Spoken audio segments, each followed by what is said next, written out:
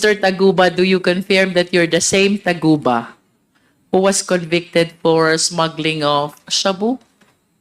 Yes, Your Honor. And do you stand still with the statements that you have given in this judicial affidavit? I believe this is dated August 27, 2024.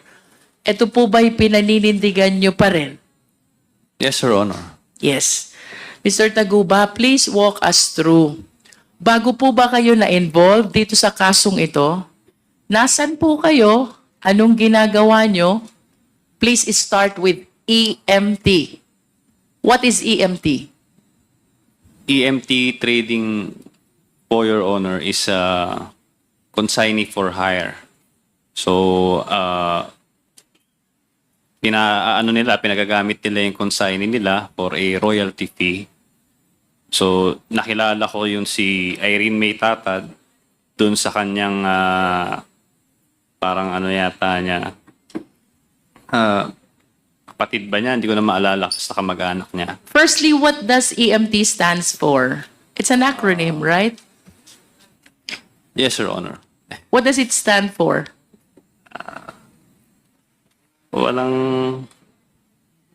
Hindi ko po alam eh. I found names here which appear to be consistent with these initials.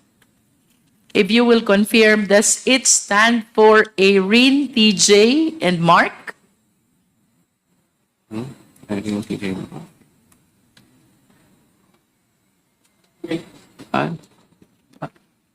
I don't think so, Your Honor.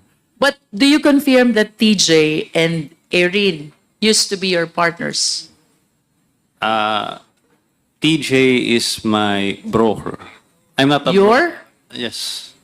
We have hindi po ako broker kasi yun ang binabansag sa akin sa media na ako ay customs broker, nagpakilala akong customs broker. Ang negosyo ko po is talaga tracking. So, si TJ yung broker. Siya po talaga yung sign, siya po yung mas nakakaalam sa proseso sa customs. TJ is the broker, you are the tracker. Yeah. Si Irene po. Si Irene May Tatad naman, siya po yung consignee. Do you work together? Si TJ, kasi ano ko siya eh. Sa kanya ako nag-refer, nagtatanong. Pagka may nagtatanong sa akin na client tungkol sa mga parating nila, tatanong ko sa kanya. Si Irene naman, royalty fee lang talaga siya eh. So pinagamit niya yung kanyang consignee para sa royalty fee. Kada container na darating, meron siyang royalty fee. So who owns this EMT trading? Si Irene May Tatad po. Si Irene. Opo. And then you and TJ just work with her, without necessarily being partners with that EMJ trading, EMT trading. Yes, Your Honor. Tama po. In your affidavit, you made mention about this green lane, yellow lane, and red lane. I believe that in the previous hearings, Mr. Guban already testified on this. And I wish to hear if you have the same concept and information that you will share pertaining to these three lanes: green lane, yellow lane, and red lane. Hindi ko po narinig yung sinabi niya. So, green lane yun, hindi na siya subject for inspection. No physical inspection No physical- and no document inspection No as well. document inspection. That is green lane. Yellow lane, kung di po ako nagkakamali, sa ano lang, document lang. Tapos red lane, kailangan ng Wait, physical. for yellow lane, you're exempted from the physical inspection, but you are not exempted from the document inspection. Yes. Okay?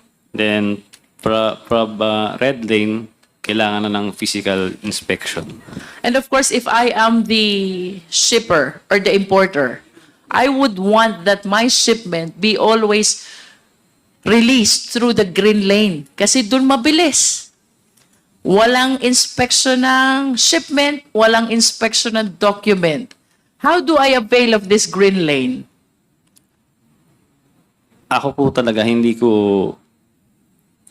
yung paano talaga makapunta dito sa green lane. Pero nung time ko kasi, yun nga, nagbigay kami ng tama po. Are you saying, Mark, that you never experienced using this green lane? Halos lahat po nung shipments ko, green lane po. And that is because you submitted to the TARA system. Yes. Tama po ba? Opo. So, ibig sabihin for a time being, lahat ng mga pinaparelease mong shipment, walang physical inspection, walang document inspection, what is the consideration involved? Yun po, may TARA system po sa BOC. And how does TARA system work? So, weekly, magbibigay ka kada container na re-release mo, napaparating mo. Is So, it per container or per value of what is inside the container? per container? Per container. Opo. How much per container? Iba-iba po kasi. So, iba-ibang Iba-iba depending on? iba-ibang departamento. So, nakalagay po dito yun. May mga text messages po ako.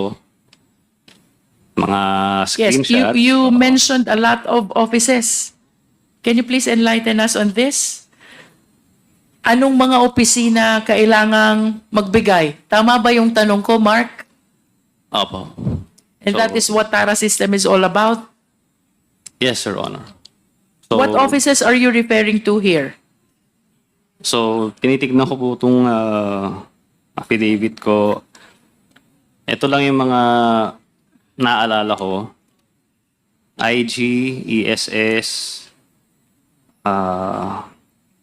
Collector, CIIS. Alam ko na You breakdown mentioned ko in na- paragraph 15 of your affidavit, MICP, SSPDC, COMSEN, CIIS, CIIS District, IPRD, IG, ESS, ESS District, FED, AOCG, and IAS.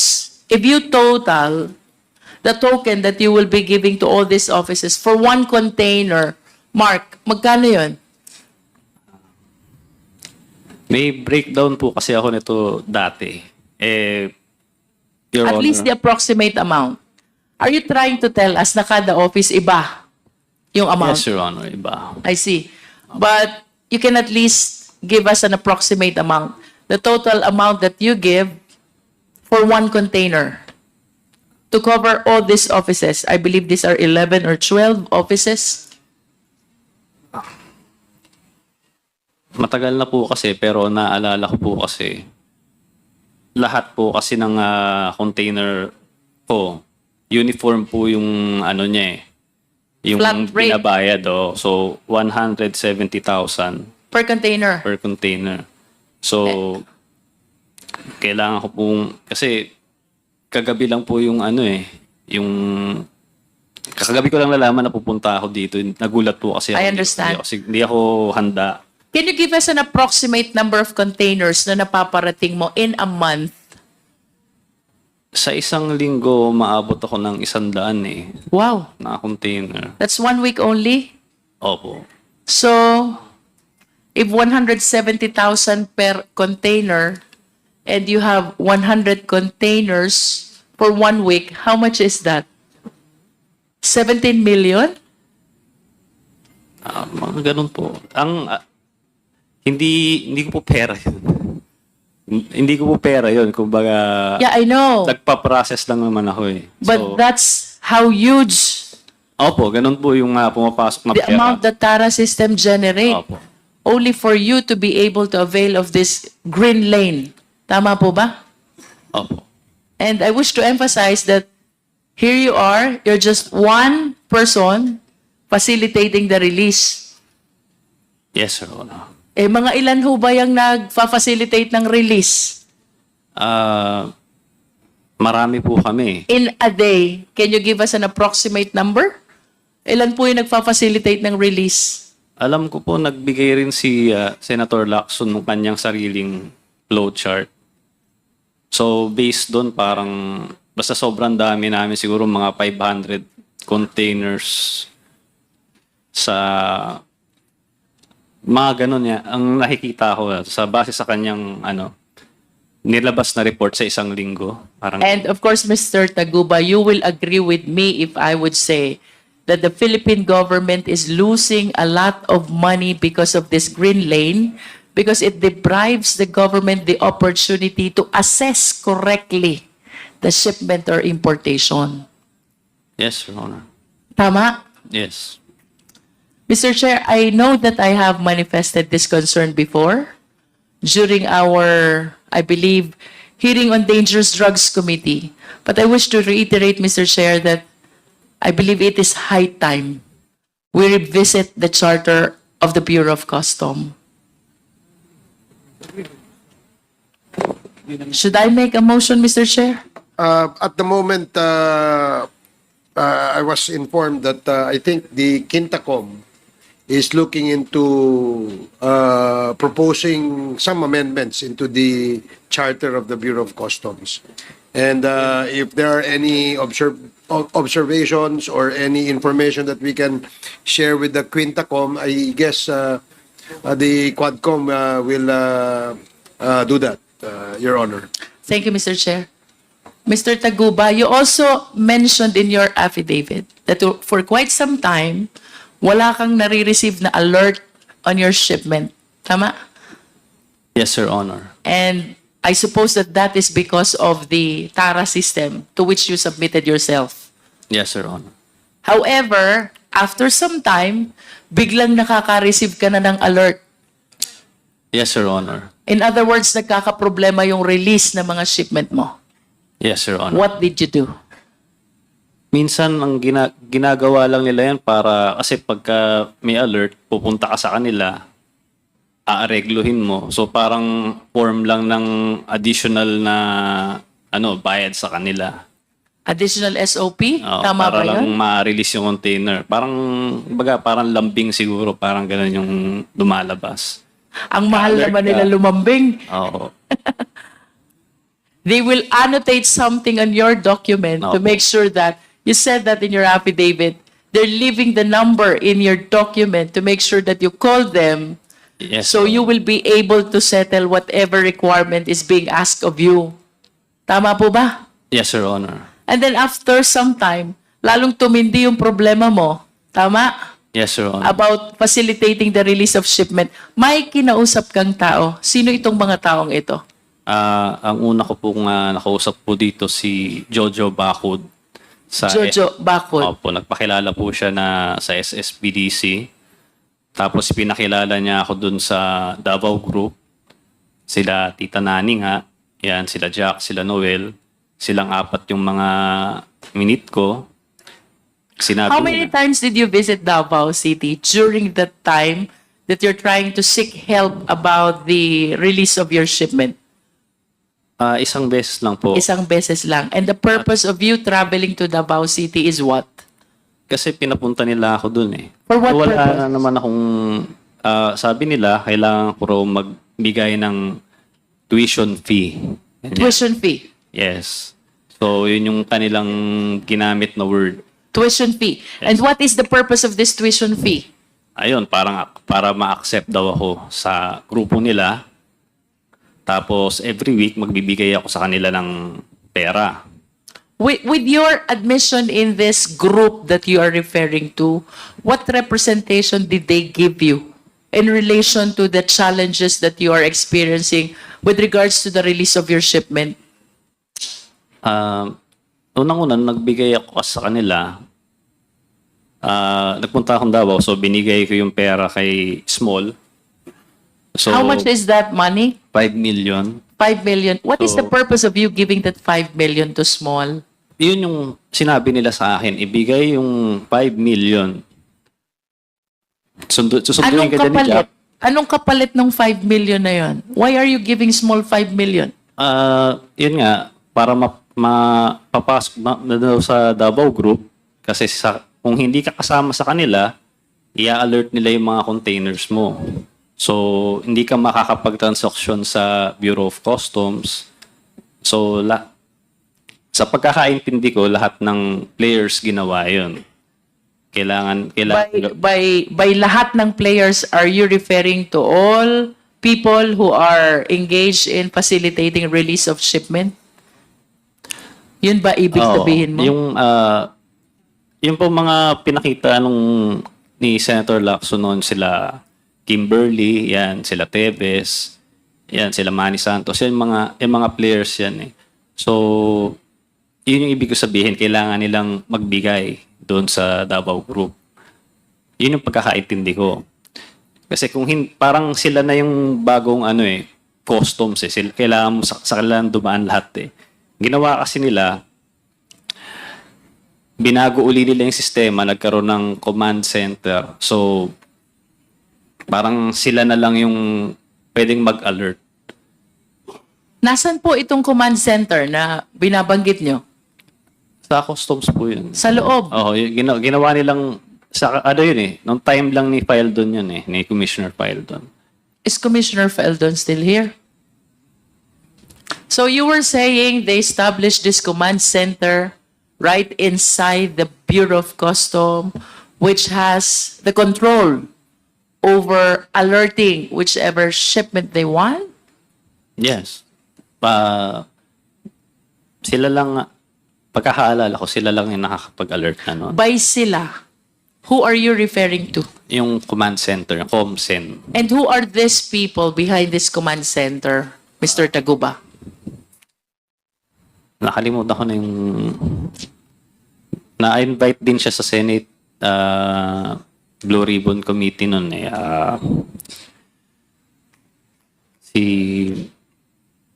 Nakalimutan ko na yung pangalan niya eh. If this is an ordinary person, I suppose that she will not be able to do that without somebody who's a big person behind him. Tama pa po ba? Papasok ka ng Bureau of Customs, magtatayo ka ng command center, and then you will have the control to alert the shipments coming into the port. Tama po ba? Somebody must be behind him. Yes, Your Honor. Pero pagkakaalam ko, sila Commissioner Fildon yung gumawa nun eh. Parang hindi naman siya, parang legal na, sa legal, meron bang yun eh. You cannot Sa tell batas, whether it is oo. legal or illegal. Yes. Kasi yung ibang yung mga IG, EG, medyo humina na yung authority nila dahil nga yung command center na lang yung nagko-control ng mga alerts. I see. And after this payment of 5 million to Small, ano pong nangyari na doon sa mga transaction nyo? Sa shipment nyo sa BOC? So, noon na naayos siya, maganda. Nagkaroon uli ng problema. Tapos, ni-refer na naman nila ako, itong sila Tita Nani. Pinakilala naman nila ako doon kay Big Brother. Yun nga, si Allen Kapuyan. Pinakilala, nakamit ko siya. So, yun, pinakilala nila ako sa kanya. Siya na raw ang bagong under ko na naman. So, hindi na rin ako sigurado sa ginagawa nila, pero nung kay Big Brother naman, naayos din yung shipment. Hanggang sa dumating naman yung problema na ito, yung kinakaharap ko ngayong kaso, na nangyaring raid sa Valenzuela. Ayun, doon na po natapos yung... Are you referring to the 604 kilogram of shabu? Yes, Your Honor. And that is the reason why you are you convicted already? Convicted? Yes, Your Honor. I see. May we know ilang taon po ba naging sentensya nyo? Sinintensyahan po ako ng life. Oh Lord. Life sentence. And that is equivalent to 20 years and 1 day to 40 years. Tama, Honorable Flores? How old are you, Mr. Taguba? 33 na po. 33. How long have you been in prison? 6 years. 6 years. Ibig sabihin, nag-umpisa ka makulong 27 years old. Yes, Your Honor. Tama. And if we can bring back those days, anong gagawin mo to be able to avoid this very sad fate that you're going through right now? Siguro hindi ko na pinasok sana tong ano. Sana sa iba ka na lang nagtrabaho, ano? Opo.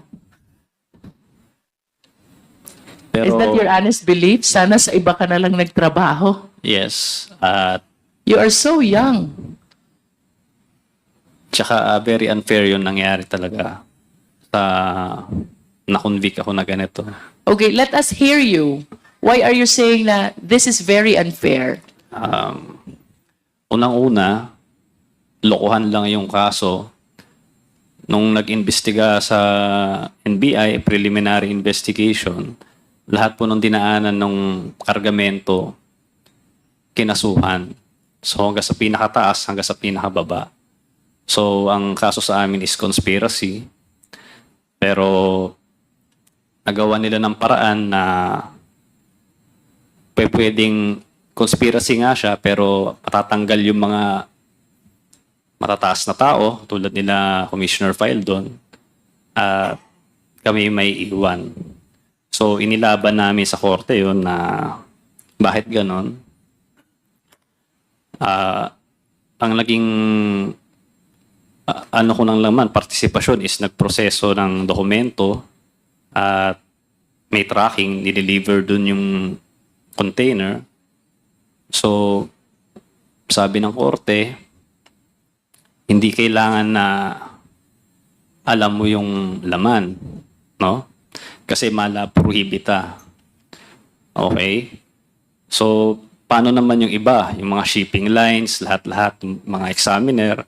So, nagawa nila ng paraan, parang legal acrobatics, di ba? Na kabilang yung tamaan na dapat hindi. No?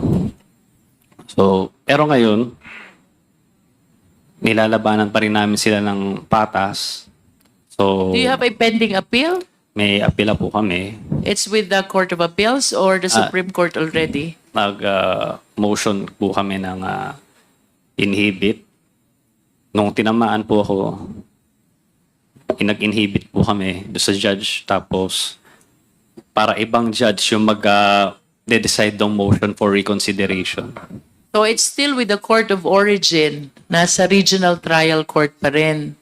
May Yes, sir. pending motion for reconsideration, tapos finailan nyo ng motion for inhibition yung presiding judge. Yes, Your Honor.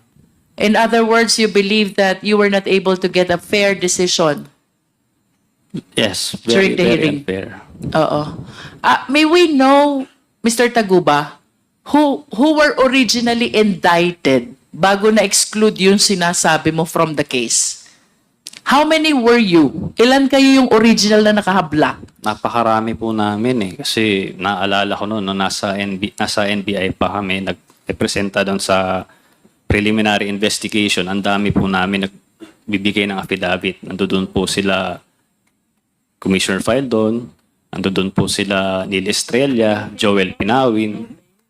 So, sabi ko nga, conspiracy, dapat lahat kami acquitted kung acquit. Kung ano naman, kung convict, di dapat convicted kami lahat. Kasi ganun eh, lahat ng dinaanan ng container. So, nagawa nila ng paraan na kami lang ang makasuhan. Mr. Taguba, ito bang sinasabi mo marami kami na hinabla? Were you represented by one lawyer only? Or you have different lawyers? Iba-ibang lawyer po. Iba-iba. Opo. Ibig sabihin yung defenses nyo, iba-iba din. Opo. Depende sa strategy ng mga lawyers na humawak sa inyo, no? Opo. And can you please name names of those who were included in the charge, the prominent ones? Sino po yung mga kilalang tao aside from Commissioner Faeldon na nasama doon sa habla? Hindi ko na po maalala lahat pero si Commissioner File doon yung pinaka tumatak sa akin noon. Tsaka sila Neil Estrella, tsaka si Joel Pinawin.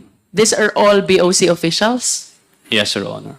And upon conviction, sinong kasama mo na lang? Ako, si Irene, tsaka si Kenneth, tapos yung bodigero. So there were 4 of you Yes. who were convicted. Bodigero, the tracker, the broker, and the other one is the facilitator of your document. Kasama ba si Irene? Yes, Your Honor. And all the BOC officials were excluded from the charge. Yes, Your Honor.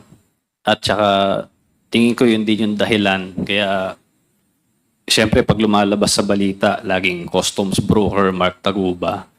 So, sa mga hindi nakakaintindi, siyempre, pagka narinig mo yung customs, di may tinamaan na tatrabaho sa customs. So, gumagana yung natin, justice system natin. Walang BOC official na nakasama. Wala, kahit isa. All of you were private individuals. Yes, Your Honor. Who was able to apprehend this shipment? Sino pong nakahuli nito?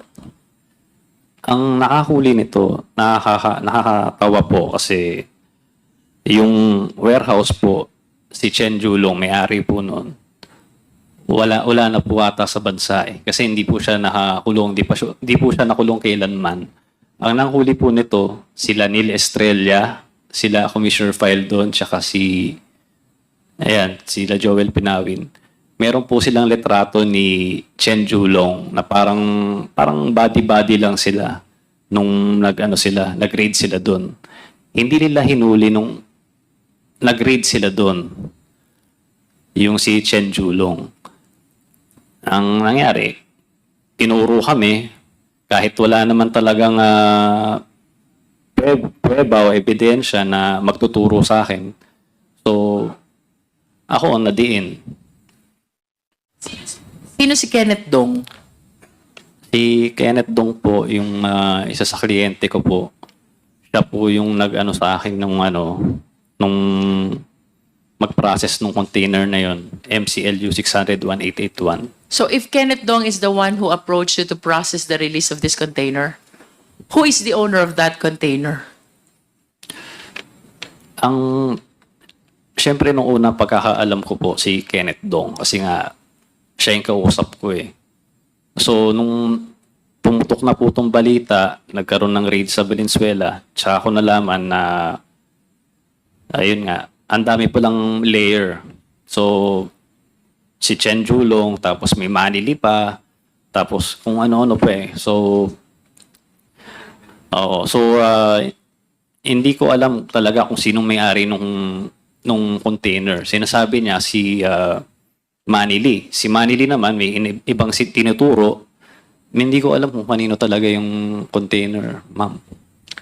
But you were saying that the shipment was seized during the time that it was already in the warehouse. Yes, Your Honor. Who owns the warehouse? Si Chen Julong.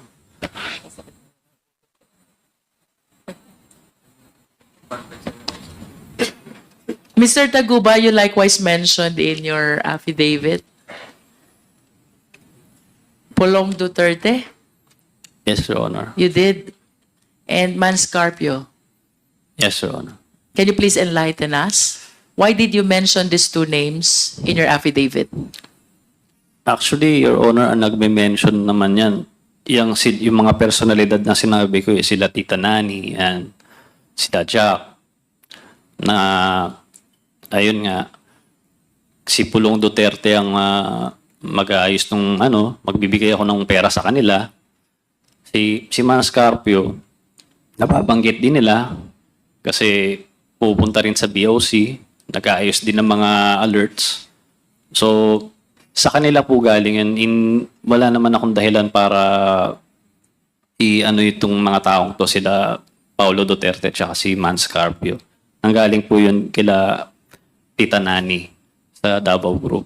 Yung kay Small Abellera rin po, half-truth yung sinabi niya. Hindi niya sinabi na Sinabi na niya na nakita kami. Pero hindi niya sinabi na kinuha niya yung 5 milyon. At yun, sabi niya, dinala niya kay Pulong. Hindi niya sinabi yun. So, sinabi lang niya, tinanggihan ako. Wala pong katotohanan yun eh. Ano eh, kinuha niya yung pera eh. So, kaya nga nagkaroon ng green lane, kaya nga ano eh, uniform lahat ng taxes eh. So, siguro naman hindi mangyayari yun kung hindi totoo. Wala rin naman po akong kakayahan. Hindi naman po ako nagtatrabaho sa BOC. Hindi ko naman alam po yung mga kung anong ginagawa nila dyan sa computer para mangyari yun. So, wala po akong kakayahan kung ako lang po. So, ang akin lang, nagbigay ako dahil gusto ko lang makapagtrabaho. Your personal appreciation, Mr. Taguba, who among those several indicted ang naniniwala kang involved talaga dyan sa 604 kilogram of shabu contained in the metal cylinder? Do you believe that Commissioner Faeldon is involved? Wala po akong personal knowledge dun sa mga ganyan eh. Kasi ang... In other words, to this state, wala kang alam kung sino talagang may-ari. Wala po. Kasi nga po, yung pag-raid nila doon, kalokohan nga po eh. Ni-raid nila, kinuha nila yung na-assist nila yung shabu, pero wala po silang kinasuhan. Yung warehouse, yung may-ari ng warehouse, hanggang ngayon, wala. Ewan kung nasa na siya, nasa China na raw o ano. But do you know for a fact that there were shabu which were seized during the time? Yes, sinabi kasi nabalitaan ko sa TV. So, tapos biglang tumawag sa akin si Kenneth Dong. Sabi niya, oy, may mga na-seize na shabu doon daw sa container na pinrocess natin yung nanggaling. So, syempre, nagulat ako. Tapos, ayun, yun na doon nagsimula yung yung problema. Mr. Taguba, I can feel your agony, and if the owner of that shipment is listening to you, would you like to give a message to him? Oo.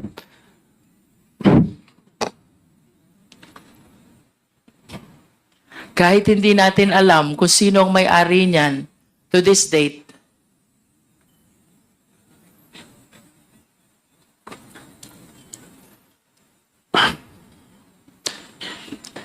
you lost already 6 years of your life. You're so young.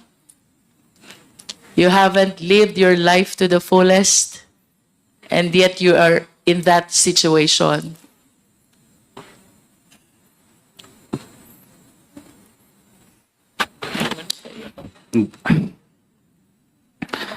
Napakahirap po talaga.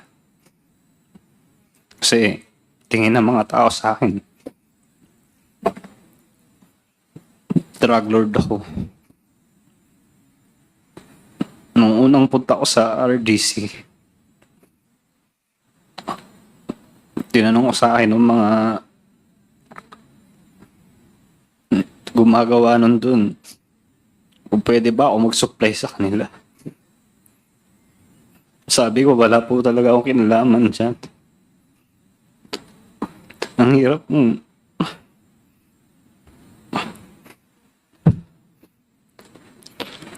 Buti sana kung ginawa ko talaga eh. Ang hirap po talaga. Kung meron man akong kasalanan, yun po yung sa Tara system. Totoo naman po lahat yun. Nagsabit po ako sa simula pa lang ng Senate hearing. Nag-cooperate na ako. Nag-request pa ako ng executive session. Binigyan pa ako ng Sergeant at Arms. Yung mga nilabas si Senator Lacson noon, hindi ko naman po kilala si Senator Lacson eh. Sarili niyang investigasyon yun eh. Mga nilabas siyang flowchart. Yun lang naman ang kasalanan ko. Di kasuhan nila ako tungkol doon. Pero hindi ako kailan man nagkaroon ng kahit anong kaso tungkol sa bribery. Kahit perjury nga lang, hindi nila ginawa eh. Siguro dahil takot sila. Palibasa, pinagte-text nila ako eh. Lahat ng text ko, binigay ko sa Senator Lacson. Pina-forensics pa niya sa Camp Crame. Meron pa akong certificate doon. Pero yung shabu, hindi ko po talaga ginawa yan. Hindi ko po gagawin yan kailanman. Mark, you mentioned in your affidavit that you applied to become a state witness. When was this? Nung na-mention ko po kasi si Pulong, dati, credible witness pa po ako eh. Para sa kanila. Bago-bago pa siya na-mention. So, nung na-mention ko siya, sa hindi inaasahang pagkakataon dahil sa Congress yun, bata pa po ako at sabi nyo nga, hindi ko naman alam i-handle yung situation na yun. So, nabanggit ko siya. Lahat ng pangaharas ginawa nila sa akin. Tinanggalan pa ako ni Senator Gordo ng Sergeant at Arms. Pagkatapos kong pagtuturo lahat ng mga taga-BOC na tumatanggap ng tara sa akin. So, parang pinabayaan na niya ako para mamatay. So, nag-request ako kay Attorney Fortune na pakisabi na lang na mag-press conference na humihingi ako ng tawad kay Vice Mayor noon na Pulong Duterte. So, pagkatapos noon, so yun yung parang tingin ng tao na nag-recant ako, hindi nila alam yung totoong nangyari na grabing pangharas sa amin. Pati nanay ko, balak nilang patayin. So,